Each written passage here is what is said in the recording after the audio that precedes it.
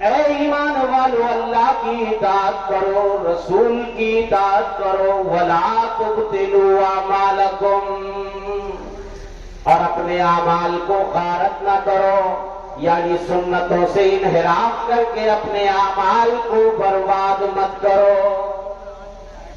سنت کی کتنی اہمیت ہے اس کو سمجھنے کے لیے صحیح بخاری کی وہ مشہور حدیث ہمیشہ آپ کو اپنی نگاہوں کے سامنے رکھنی چاہیے۔ صحیح بخاری کی وہ حدیث جسے میں آپ کے سامنے رکھنا چاہتا ہوں، یہ آپ کی راہوں میں روشنی پیدا کر دے گی یہ حدیث، اور آپ کی آنکھوں میں چمک پیدا کر دے گی، اور آپ کے دلوں میں سنتوں سے محبت پیدا کر دے گی۔ اور جو لوگ سنتوں سے بیزار ہیں اور جو لوگ اتباع سنت کے جذبے سے جن کے دل عاری ہیں، وہ سوچنے پہ مجبور ہو جائیں گے۔ فرمایا اللہ کے رسول صلی اللہ علیہ وسلم نے، کل امتی يدخلون الجنت الا من ابى، میری امت کے سارے لوگ جنت میں چلے جائیں گے مگر جو جنت میں جانے سے انکاری ہو۔ قالوا ومن يابى یا رسول اللہ صلی اللہ علیہ وسلم، صحابہ نے پوچھا اللہ کے رسول صلی اللہ علیہ وسلم، کون بھلا جنت میں نہیں جانا چاہتا؟ کون جنت میں جانے سے بھلا انکار کر سکتا ہے؟ آپ نے فرمایا، من اطاعنی دخل الجنت، جس نے میری اطاعت کی وہ جنت میں گیا، ومن عصانی فقد ابا، اور جس نے میری نافرمانی کی وہ گویا جنت میں جانا نہیں چاہتا، جنت میں جانے سے انکار کر رہا ہے۔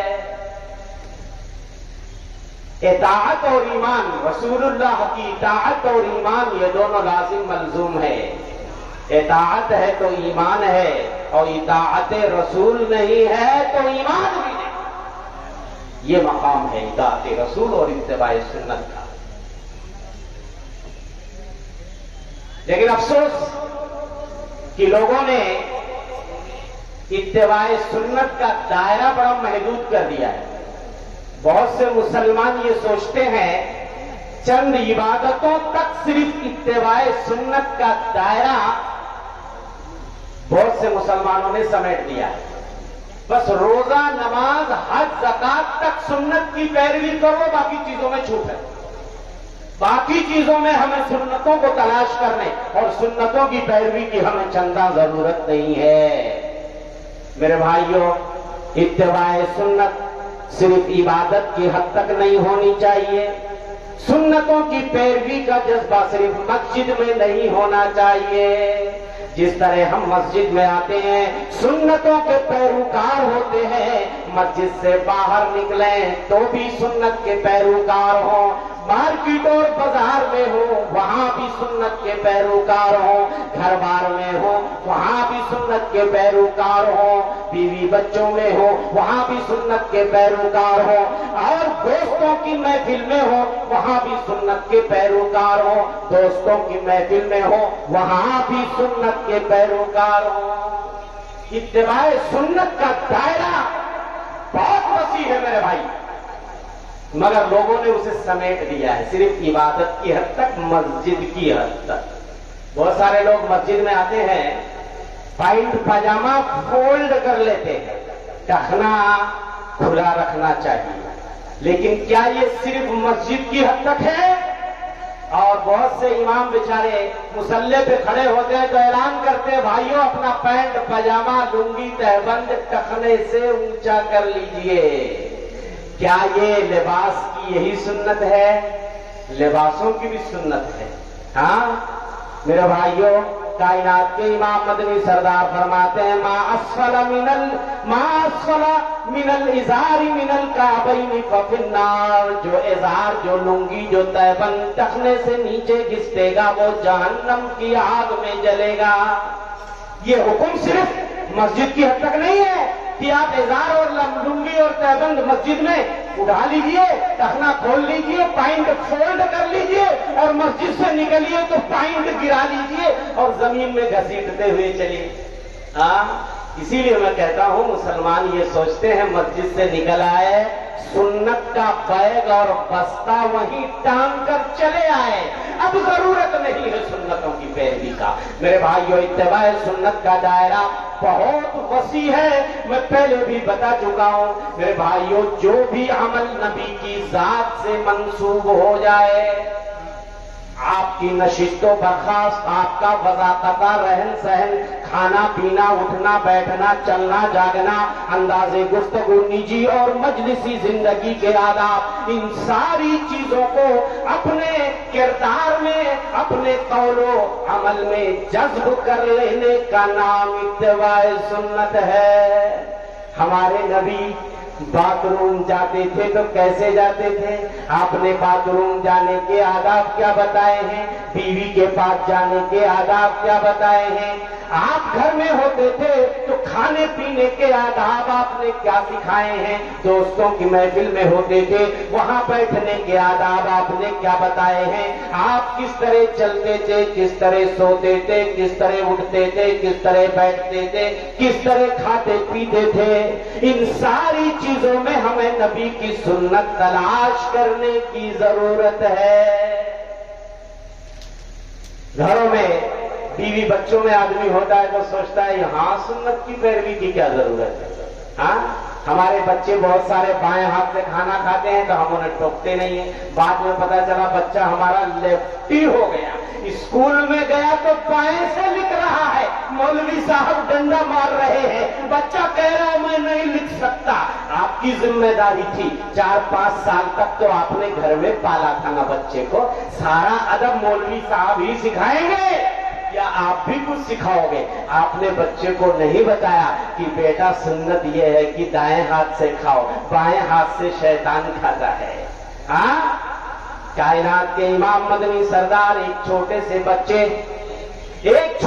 बच्चे को जो आपके साथ में खाना खा रहा था, आप कहते हैं सम्मिल्ला, ओ बच्चे बिस्मिल्लाह करके खाओ। बच्चों को अदब सिखाओ, ये खाने का अदब है, तरीका हमारे नबी ने बताया है। खाने पे बैठो तो घरों में बताओ बच्चों को कि बेटा बिस्मिल्लाह बोले, नहीं बोले तो बोल दो।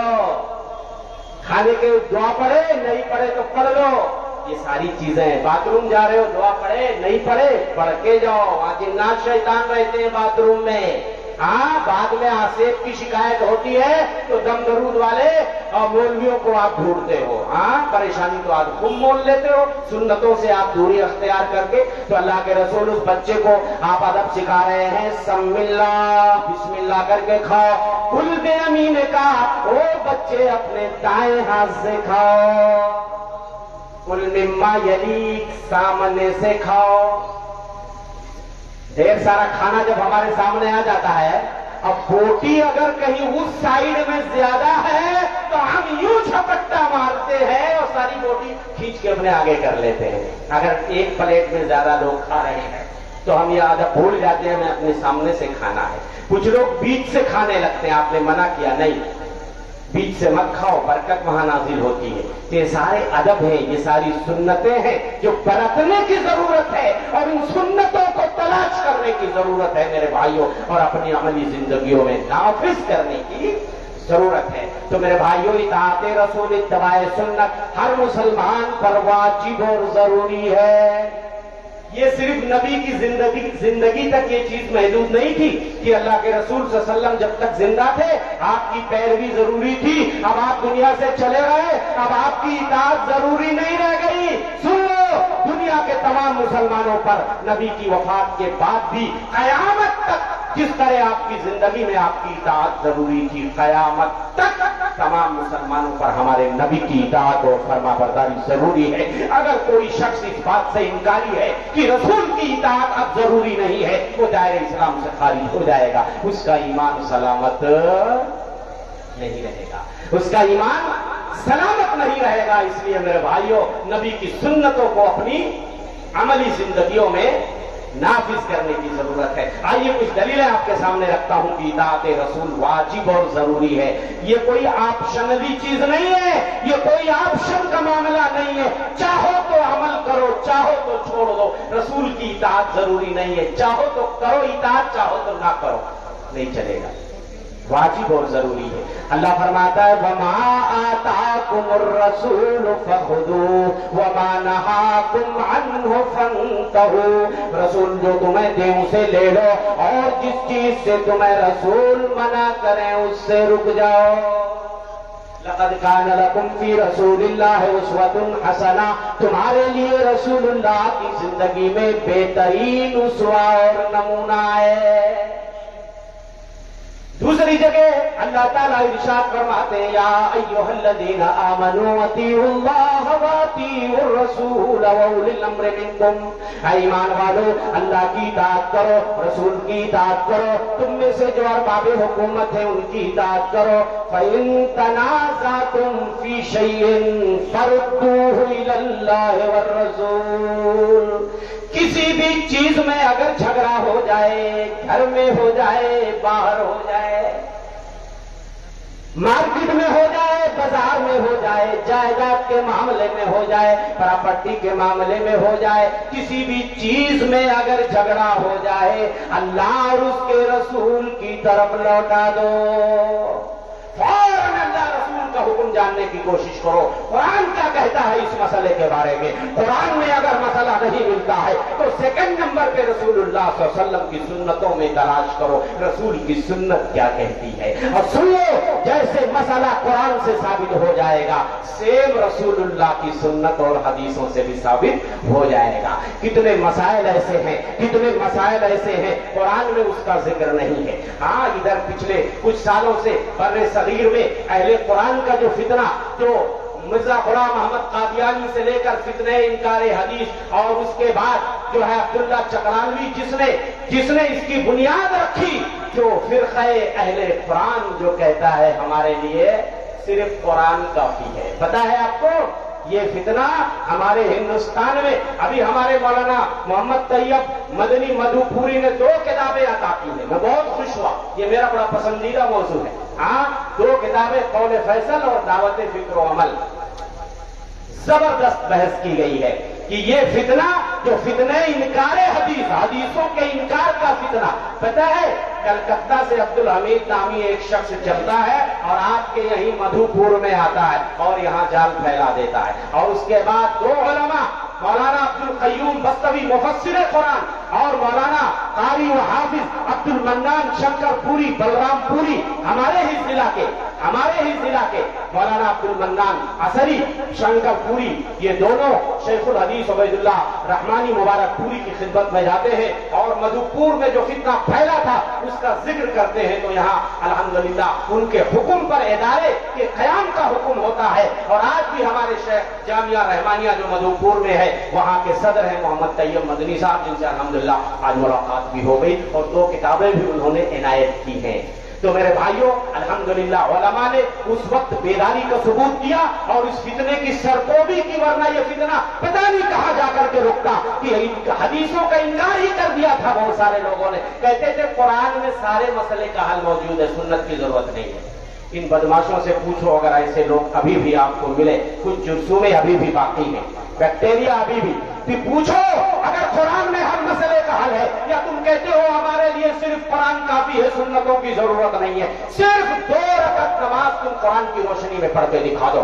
नहीं पढ़ सकते, कसम अल्लाह की नहीं पढ़ सकते, इसलिए कि कुरान कहता है अक़ीमुस्सलाह, नमाज कायम करो, मगर नमाज का तरीका कुरान नहीं बताता है, नमाज का तरीका रसूल की सुन्नतें बताती है। कुरान कहता है आतु ज़कात, ज़कात दो, मगर ज़कात का तरीका कुरान नहीं बताता है, रसूलुल्लाह की सुन्नतें उसकी तफसील बताती है। कुरान कहता है वलिल्लाहि अलन नासी हिज्जुल बैति मन इस्तता इलैहि सबीला, अगर ताकत है तो हज बैतुल्लाह करो।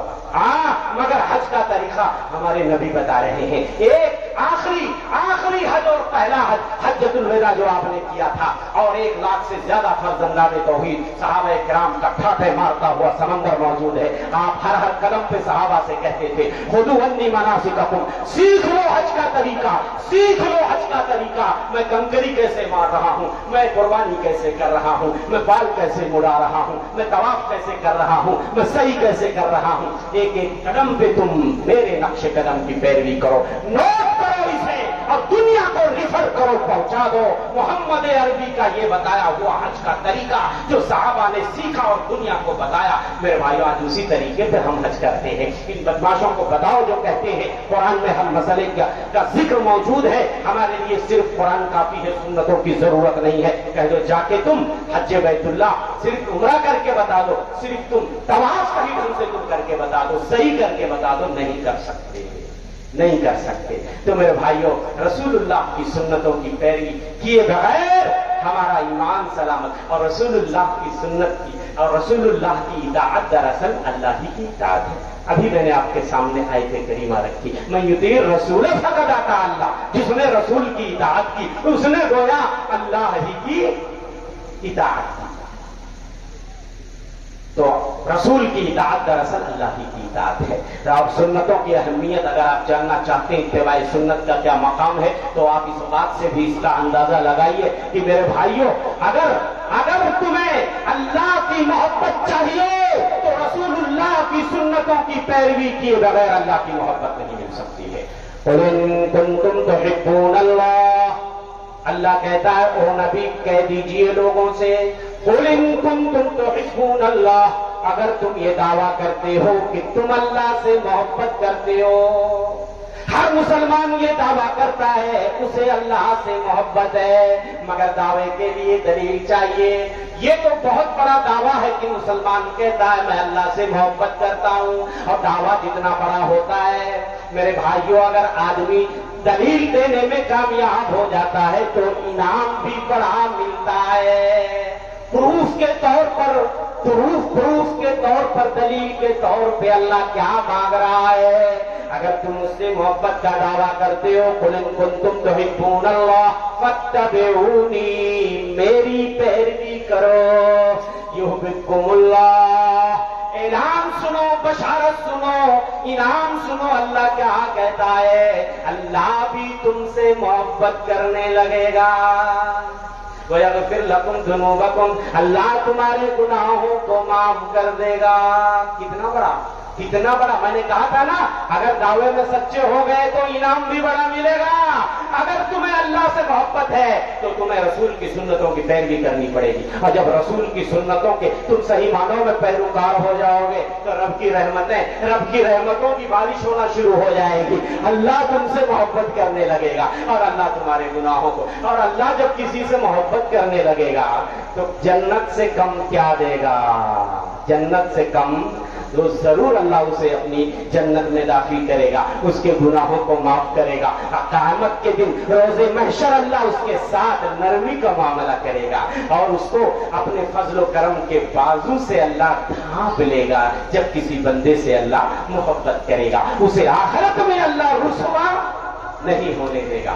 تو میرے بھائیوں سنتوں سے صحیح معنوں میں مسلمانوں کو آج محبت کرنے کی ضرورت ہے. مسلمان بڑا دور ہوتا جا رہا ہے. اس لیے شاعر نے کہا تھا کہ انوار رسالت سے لو جس نے لگائی ہے، انوار رسالت سے لو جس نے لگائی ہے، وہ شمع زمانے میں بجھنے نہیں پائی ہے. سنت کے ستاروں کو آنکھوں میں سجا کر چل، بدعت کا اندھیرا ہے اور شرک کی کھائی ہے. اس لیے لیے میرے دوستو اللہ کے رسول بڑی شفقت و محبت سے کہہ رہے ہیں علیکم بسنتی، او لوگوں میری سنت کو لازم پکڑو۔ چاروں طرف لٹیرے بیٹھے ہوئے ہیں ایمان کا سودا کرنے والے، آج چاروں طرف میرے بھائیوں ایمان کا سودا کرنے والے، ایسے میں ایمان کو بچا کے رکھنا ہے رسول اللہ کی۔ آج بدعتیں ایجاد کرنے والوں کی کثرت ہے، بدعتوں پہ عمل کرنے والوں کی کثرت ہے، ایسے میں خوش نصیب ہے وہ لوگ جو نبی کی سنتوں کو گلے سے لگاتے ہیں۔ علیکم بسنتی وسنت الخلفاء الراشدین المہدیین من بعدی، وہ لوگوں میری سنت کو لازم پکڑنا اور میرے بعد میرے خلفاء راشدین کی سنت کو لازم پکڑنا اور کچلی کے دانتوں سے پکڑ لینا، تم مضبوطی سے میری سنتوں کو تھام لینا۔ وَإِيَّاكُمْ وَمُحْدَثَاتِ الْأُمُورِ، اور اے لوگوں دین میں جو نئی نئی بدعتیں ایجاد کی جا رہی ہیں اس سے بچنا۔ فَإِنَّ كُلَّ مُحْدَثَةٍ بِدْعَةٌ، ہر وہ چیز جو دین میں نئی ایجاد کر لی جائے، نیا طریقہ وہی بدعت ہے۔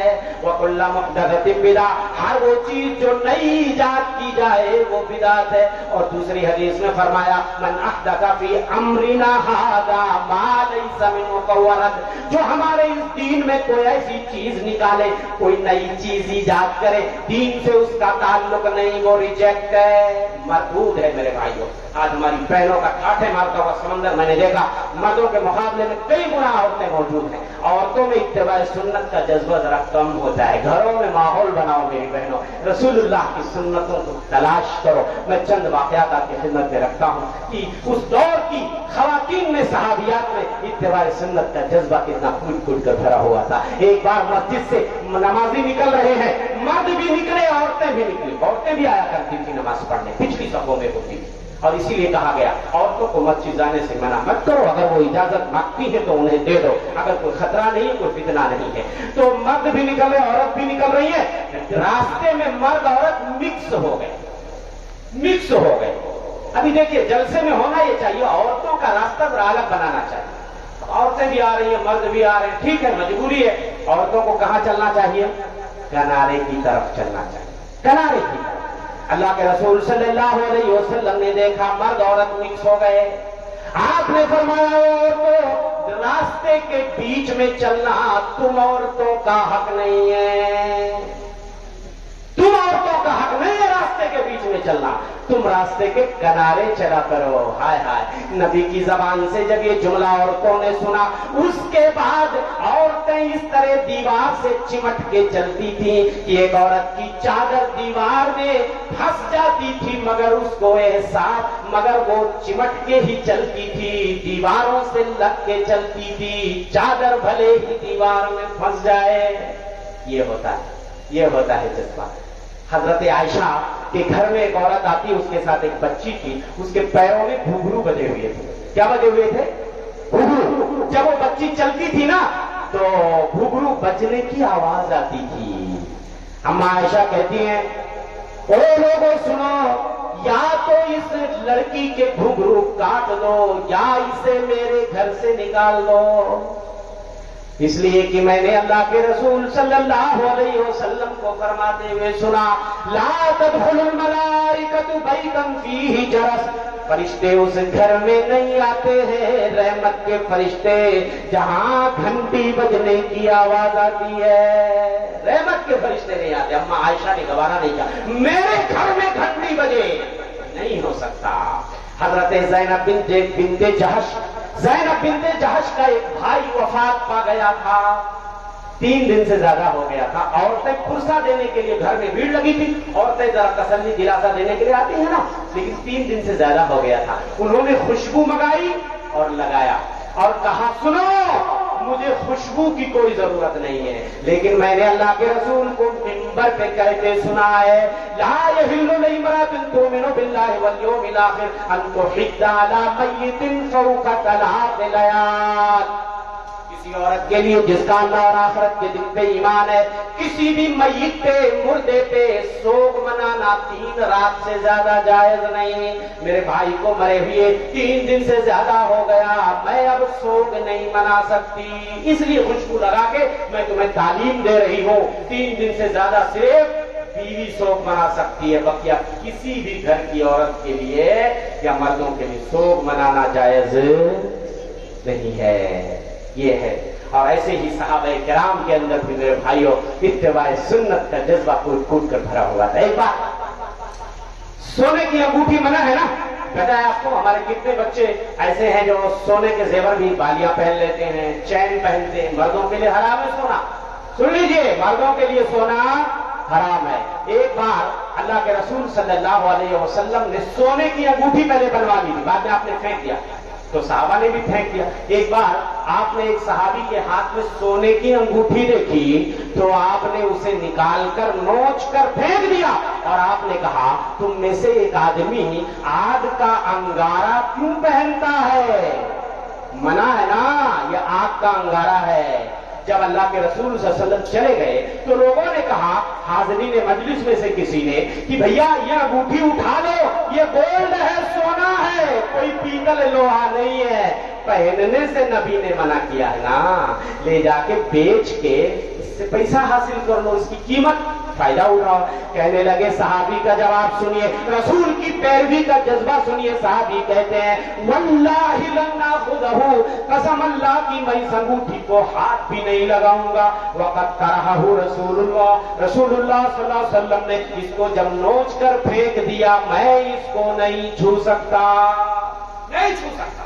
دنیا اٹھا لے جائے نہیں ہاتھ لگا سکتا. صحابہ ایک بار جوتے پہن کے نماز پڑھ رہے تھے. اللہ کے رسول نے بھی جوتے پہنے ہوئے ہیں. بھائی کچی زمین تھی نا، کچی مٹی میں آپ اگر گندگی نہیں لگی ہے تو جوتا پہن کے نماز پڑھ سکتے ہیں. کھیت میں جیسے ہیں یا کہیں ایسی جگہ ہیں، ہاں، تو اس وقت اس طریقے سے فرش نہیں ہوتی تھی، چٹائیاں نہیں تھی، تو آپ نے حالت نماز میں جوتے نکال کے سائڈ میں رکھ دیے. سارے صحابہ نے دیکھا نبی جوتے نکالے، سارے لوگوں نے کھڑا کھٹ اپنے جوتے نکال کے باہر رکھ دیے. جب آپ نے سلام پھیرا تو کہا کہ تم نے جوتے کیوں نکال دیے؟ صحابہ نے کہا، اللہ کے رسول صلی اللہ علیہ وسلم ہم نے دیکھا کہ آپ نے جوتے نکالے تو ہم نے بھی نکال دیے. آپ نے فرمایا میرے جوتے میں گندگی لگی تھی، مجھے پتا نہیں، جبریل نے آ کے بتایا، میں نے نکال دیا. تمہارے جوتے میں تو گندگی نہیں لگی. یہ ہے اتباع سنت. اس لیے مسلمانوں کہیں بھی رہو، میں کہتا ہوں، گھر میں رہو، باہر رہو، سنتوں کو تلاش کرو اور نبی کی سنتوں کو عملی زندگیوں میں نافذ کرنے کی کوشش کرو. سنتوں کو اتنا ہلکے میں نہیں لینا چاہیے میرے بھائیوں جتنا ہلکے میں ہم اور آپ لے رہے ہیں. حضرت ام حبیبہ نے جب یہ حدیث سنی نبی سے، کوئی مسلمان اگر دنوں رات میں ملا کے 12 رکعت نفلی سنت موقرہ جس کو آپ بولتے ہو نا، فرض نمازوں کے آگے پیچھے جو 12 رکعت ہے، پڑھ لے، اللہ جنت میں گھر بنائے گا. حضرت ام حبیبہ فرماتی ہیں، جب سے نبی سے میں نے یہ فضیلت سنی ہے ان سنتوں کی، قسم اللہ کی زندگی میں کبھی بھی میں نے یہ سنتیں نہیں چھوڑی.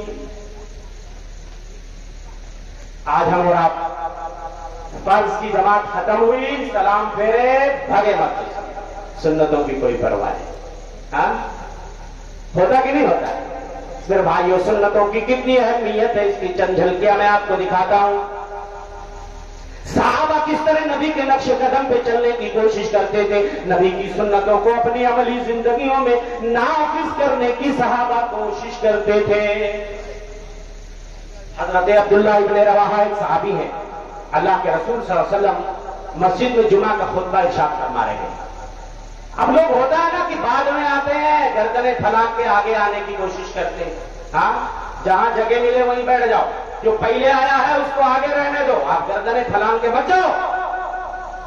آپ نے دوران خطبہ دیکھا کہ کچھ لوگ گڑبڑ کر رہے ہیں تو آپ نے کہا خطبے کی حالت میں، اجلسوا مکانکم، لوگوں جہاں ہو وہیں بیٹھ جاؤ. صحابی رسول حضرت عبداللہ ابن رواحہ ابھی دروازے کے پاس پہنچے تھے، مسجد میں آئے بھی نہیں تھے، نبی کی آواز کانوں سے ٹکرائی، بیٹھ جاؤ، جہاں وہیں بیٹھ جاؤ. وہیں دروازے کے پاس ہی بیٹھ گئے. اللہ اکبر. جب سلام پھیرا آپ نے، کہا عبداللہ ابن رواحہ اندر کیوں نہیں آئے، باہر ہی بیٹھ گئے. کہنے لگے اللہ کے رسول صلی اللہ علیہ وسلم میں مسجد میں آنا ہی چاہ رہا تھا، آپ کی آواز میرے کانوں سے ٹکرائی، اجلسوا مکانکم، لوگوں اپنی جگہوں پہ بیٹھ جاؤ. میں نے جیسے یہ جملہ سنا جہاں تھا وہیں بیٹھ گیا. کیا آپ کا حکم تھا؟ آپ نے فرمایا یہ میرا مقصد نہیں تھا. زادک اللہ حرصا علی طواعیت اللہ و طواعیت رسولہ، اللہ کے رسول ان کے لیے دعا کرتے ہیں اور زیادہ اللہ تمہیں اللہ اس کے رسول کی اطاعت کی توفیق بخشے اور تمہارے حرص و لالچ میں اللہ اضافہ کر دے، مزید تمہارے حرص و لالچ میں اللہ اضافہ کر دے، اللہ رسول کی اطاعت کا جذبہ بڑھا دے. اور اس طرح کی محفلوں میں بیٹھو گے تو الحمدللہ سنتیں سیکھو گے.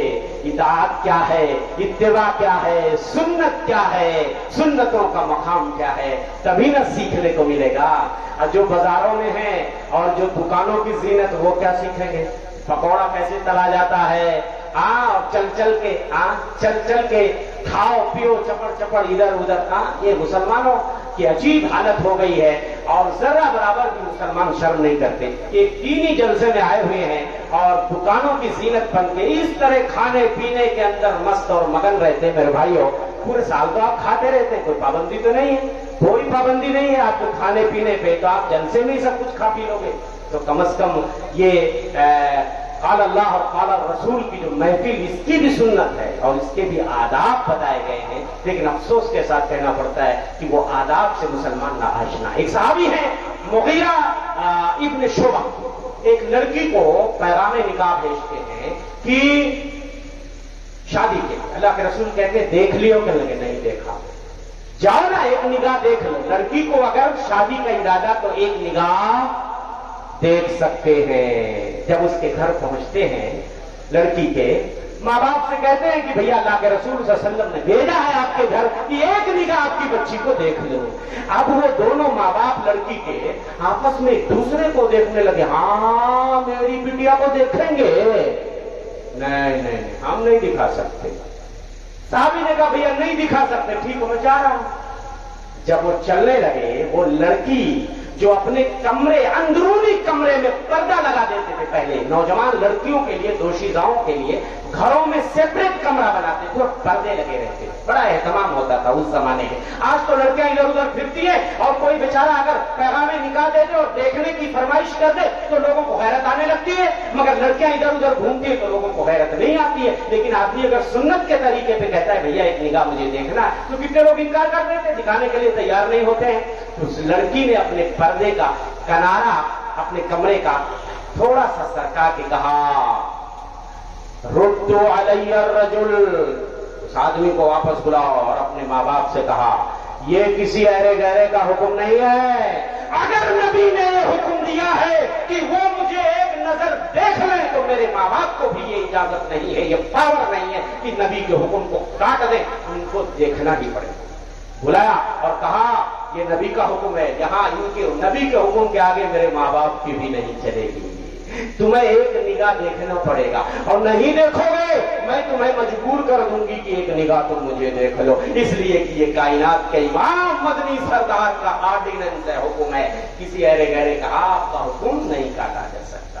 اس لیے میرے بھائیوں میں کہوں گا کہ نبی پاک کی سنت سے خوب پیار کرو، نبی پاک کی سنت سے خوب پیار کرو، روش انہی کی ہر ایک رہے اختیار کرو، ہمیشہ سر ہمیشہ قول نبی کو رکھو سلاخوں پر، کسی کے قول کا ہرگز نئے تبار کرو، ہمیشہ پھول چنو سنتوں کے تم اجمل، ہمیشہ پھول چنو سنتوں کے تم اجمل، دل و دماغ کو سنت سے لالزار کرو، نبی پاک کی سنت سے خوب پیار کرو. حضرات وقت کی قلت ہے، ہمیں یہاں سے نکلنا ہے. میں آپ حضرات کا بے حد ممنون اور مشکور ہوں. جو وقت تھا وہ ختم ہوا. اور میں شکریہ ادا کرتا ہوں الفلاح ایجوکیشنل ٹرسٹ کے ڈائریکٹر فضیلت الشیخ اسلم بخاری اور اجمل سلفی وغیرہ اور جو بھی منتظمہ کمیٹی ہے اور یہاں کے تمام باشندگان کا شکریہ کہ آپ اتنی دیر تک بیٹھے اور مزید ابھی آپ بیٹھنے کی کوشش کریں. ایسی راتیں زندگی میں بہت کم آتی ہیں تو ایک رات کی تو آپ قربانی دے ہی سکتے ہیں. جب تک جلسے کے اختتام کا اعلان نہ ہو آپ ایسے ہی جمے رہیے. انشاءاللہ آگے بھی بہت سے مقررین ہیں اور بہت ساری کڑیاں بھی جلسے کی باقی ہیں. اللہ سبحانہ وتعالیٰ حضرات کو خیر عطا فرمائے. آمین. وما توفیق الا باللہ. صلی اللہ علیہ محمد. السلام علیکم ورحمۃ اللہ وبرکاتہ. محترم حضرات